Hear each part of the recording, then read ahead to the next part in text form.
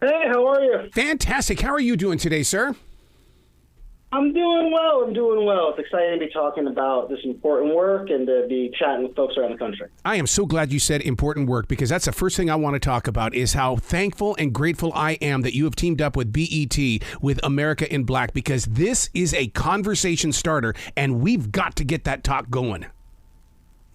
Mm-hmm. I really appreciate that. I appreciate you recognizing it. I mean, I think first of all, even before we get to the story itself, it's so important to have a space where Black storytellers are given space to tell Black stories from Black America with nuance, with complexity, with time. And this is one of the only spaces, I think the only space in television that is allowing for this level of journalism and storytelling by Black storytellers about Black people.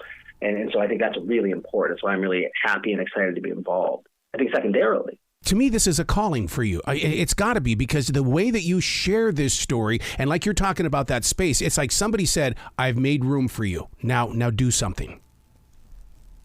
100%. And I think for me, I knew from middle school that this is what I wanted to do. I wanted to be a journalist. I wanted to tell people stories, and I wanted to tell stories of people who looked like me, looked like my family members. And this is a story, the one that we have premiering this weekend, that really does speak to a story that is happening across Black America, but that might not get the same attention as everyone else right now. Now, I don't want to say that no one's covering or no one's writing about it. We partnered with ProPublica, which is a great nonprofit news organization, to adapt an amazing piece they did a few years back about the Black amputation crisis. And what that is Black Americans who we know are more likely to live in nutrition deserts, food deserts, healthcare deserts, have higher rates of cardiovascular issues, are having their limbs chopped off, are having amputations, major amputations at higher rates. And what we know is that in many cases, their limbs could have been saved if their doctors and healthcare providers had provided them either with more preemptive testing or had taken reparative measures as opposed to chopping off their legs and their limbs. Now, why does this matter? First is that when you receive a major amputation, it changes you. It changes your body. It changes the way you live your life. It's extremely traumatic. But second, at the point at which you have to receive a major amputation because your blood flow is so bad and you're getting infections in your toes and your feet and in your limbs, it means that something is so wrong internally that now there's a higher likelihood you're going to have a heart attack or going to have a stroke. And so what we're seeing so often is people who have these major amputations and then just a few years later are dying. And so what we see is Black Americans across the country who need these type of reparative measures and steps and who aren't receiving them. And so, I think for so many of us, we have an aunt, an uncle, a cousin, a grandmother, a friend from church or from choir or from the neighborhood who receives an amputation.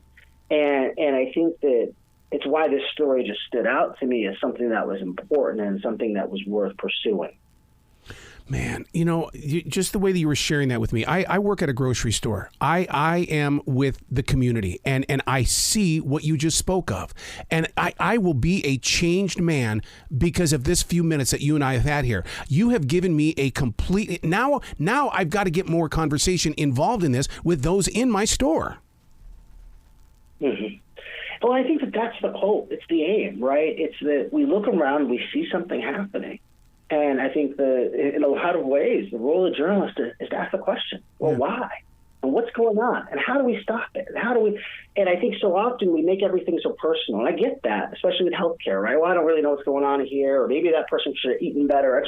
But in Black communities around the country, the same thing is happening, right? Yep. And when that's the case, we got to start asking why and what could be done different. Oh, my God. I wish I had more time with you, Wesley. I'm going to reach out to you beyond this conversation because I'm not done. I want people to know who you are and what you're doing with America in Black on BET. You've been called. You've been called.